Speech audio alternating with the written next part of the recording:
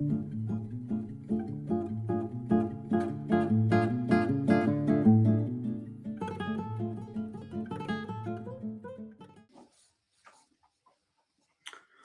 in 5 minutes with Sean, maybe 10. Look, I know it's been a while since I have ridden with a co-pilot, but get used to it, ladies and gentlemen. We are going to be having guests on this show, probably pretty heavy here because we are out talking about being social. Madison, Wisconsin, September 22nd. You're not going to want to miss it, I'm telling you. I know there are other event things happening in our industry. This is the room you want to be in, and it's going to be filled with guys like today's guest, Mike Keene, our VP of Sales at Chameleon Limited. Mike, how are you, man? Fantastic, Sean. Thanks for having me. Thank you. Appreciate you coming on. So as you know, the show is a simple format. I ask one question and you kick us off. So Mike Keene, what is on your mind, man? Man, there's so much going on in the industry right now. One of the things that I continually am being asked about is the attrition problem and AI and what dealers are doing to try to develop more talent and consistency in their fixed operations units. Love it, love it, love it. Attrition, a big one, right? The churn, the loss of anything, whether it's employee, whether it's customers, all a major issue. And I know that your company starts to really focus on the data points that cause that. Mike, give us the high level, the sales pitch of Chameleon Limited. So folks who might not be familiar with your service program, what the overview of that looks like. So we are a complete fixed operations analytics company with coaching and AI insights built together. Our lead product, Time AI, is actually old enough that AI for us originally stood for actionable insights. Those are the three things we're trying to provide dealers are data, time for their service managers to actually lead and coach, and then actionable insights from that data to give them a better chance of doing their job more effectively. I love actionable insights. And as we're talking about service and I'm a marketing data analytics nerd. That's my job. That's my role. We do something similar on the front end, actionable insights, offering people where the fall down in budget and spend and processes are on the front end. So I love it. But what I find difficult is in the side of understanding actionable insights. So many service tools, Mike, just don't have it. Okay, like let's take a big one for instance, X-Time, right? That's a big tool. That thing should be full of data. It's been around for fucking ever, Mike.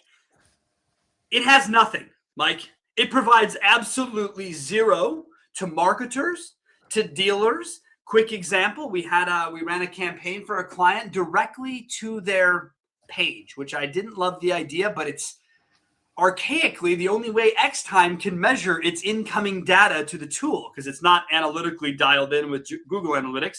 So we run this ad, Mike, 270 clicks go into the ad, 215 people begin the process and no one finishes.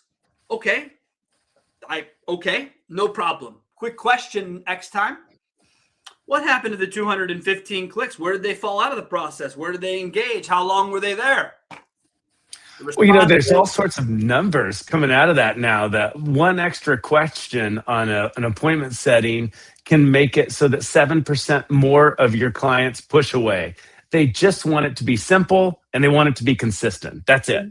And Mike, they don't have one iota of that data set that you just mentioned. They could not answer me to 1 millimeter of anything to say to me, Sean, actually 200 people went here, 12 people went here. For what the fuck, people? So what I'm learning is that service is very, very, very underserved, underappreciated, when even the biggest tools in the game have nothing. So when it comes to your actionable insights, Mike, what's the top 3 things you guys are looking at for the actionable insights for dealers? Like in your opinion, like what are the 3 that stand out to you as an operator in the space? You know, what we're trying to do really is give them all of the data in a decipherable or what I want to say is a digestible way. I don't want you to think that X-Time doesn't provide any data or the DSM can't provide data, but what it does is it promotes it all to them in a very complex, very hard to understand manner. And, you know, if I take it back to that original attrition, we are taking the time to promote good, talented advisors a lot of times into a role where we give them virtually no training. I have been in the industry now on fixed for almost 30 years. I've served it as a vendor for a long time, went into a dealership for 6, 7 years as a trainer. Now I'm back on the vendor side again. And, looking at the whole situation from the outside in, we will take somebody from sales, promote them into the F&I office, spend $20,000, $30,000 on training, flying them somewhere, giving them real actionable insight to what they are going to be doing. And they do account for a tremendous amount of sales within the dealer. But, fixed operations is maybe 15% of sales, but it counts for almost half of profit. And those very talented advisors, as we promote them to service managers, often just simply get a new computer, a new office, and a pat on the back with a scoot to the butt saying, "Go knock them dead, champ." Mike, you're making it sound as if this is not the same problem we have on the front end of this dealership game. Right? This is the exact same, written in stone. I say it all the time because, like in our industry on the front end, one of the parts that's important right now is the CRM, right? The lifeblood of client information, the understanding of follow-up, the understanding of process, etc. But what happens is the GMs, they get so far removed from the CRM, they don't even know their fucking logins, right? So this is not helpful to us.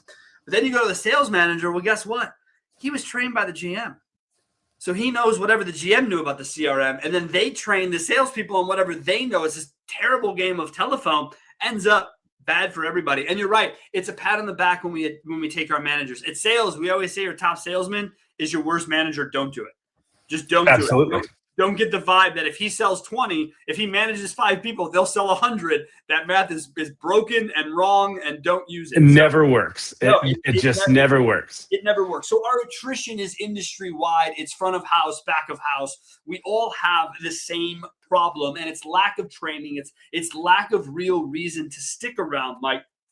But when you talk about having been a trainer in a store, what's the hardest part for that role in today's market, as you see it, Mike? The in-store trainer, the guy who goes in there and tries to break them down. Where does that hit a wall right now? Because I know where it hits a wall on the sales side. Where does it hit a wall on the fixed side?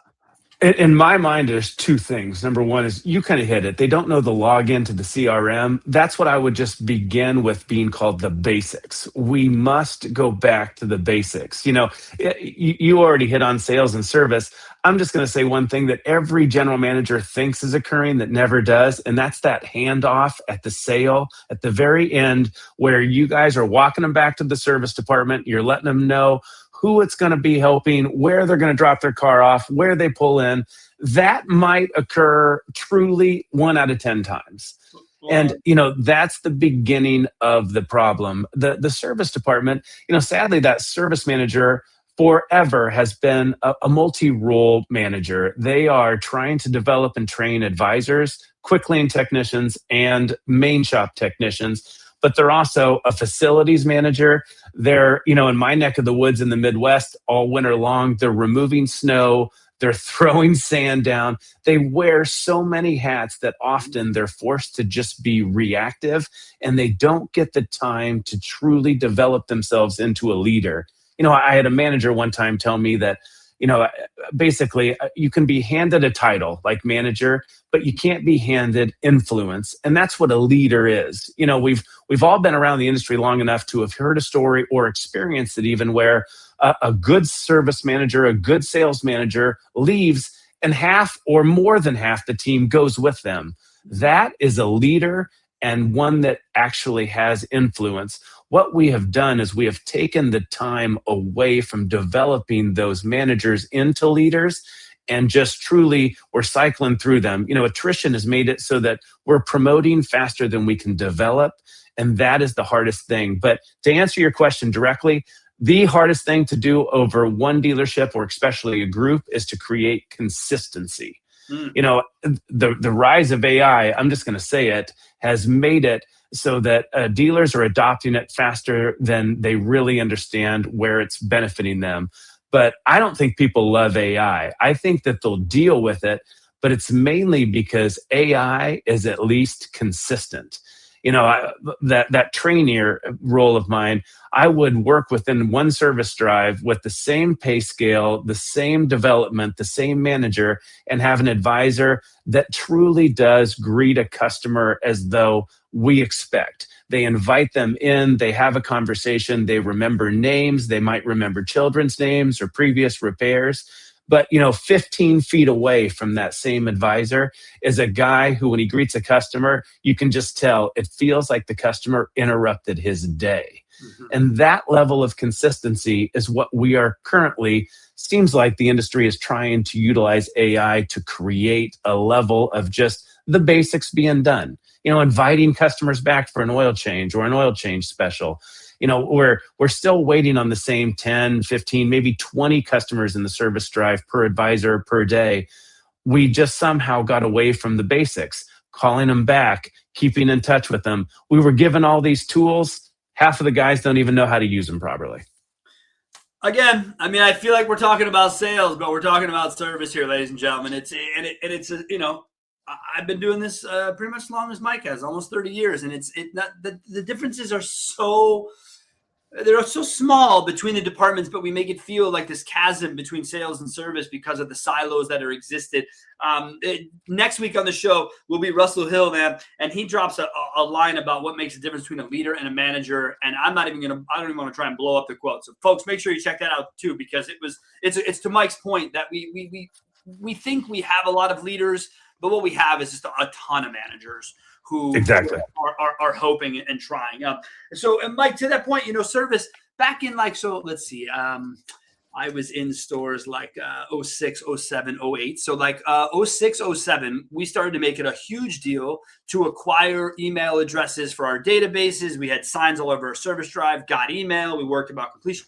But one of the bigger things that we learned in that time was that I was the internet director for the group. So I made sure that every internet sale went down, not only had to go introduce the service, and if service wasn't there, show them around, but we also had a gigantic calendar that we're scheduling first oil change, right? It was just, it knew if you sold a car, it went on the calendar and it did this and it did that. And one of the things that I always tell people is that the more technology we get, the lazier we get, the further away from the truth and reality we get, because you're hoping the tools fix things and they silver bullet, and they don't, they never will. So it's annoying to watch. And AI to me is just that newest version. The adoption process is way too fast. I joke that too many of my dealers are reading automotive news and feel like they're going to get less behind. You're not. Everything's going to be fine. Do I think it's cool that AI can take sales calls and service calls without having to worry about a receptionist? It just automatically can take 50 calls at one time. Sure. Is it consistent? Maybe, Mike. Maybe. And I think that people need to realize that it takes inspection, man. AI takes inspection. And if you don't already have your head wrapped around an AI manager for your dealership, you are already behind. Stop worrying about AI adoption. Start looking ahead to how you're actually going to manage AI within your dealership, and make sure you have someone who can run it for you, because it's going to take people who are engaged in the process. Mike, what did I miss there? The people aren't going to leave the dealer as far as employees. Customers want that face-to-face interaction. AI can make your team more efficient, but if your team is not trained in the basics, it's not going to help you at all. So what we're trying to do, for instance, at Chameleon, is to utilize AI to create some efficiencies for the team. The data has never been the problem for a dealer. You kind of mentioned it. We've always had an overflowing amount of data, but what we generally have are people that don't have the time to be able to look at all the data. I have walked into many a service manager or even general manager's office where they've got 2 monitors going, 6 reports up, just trying to see through the fog to understand where that gross is going, where the percents are leaking.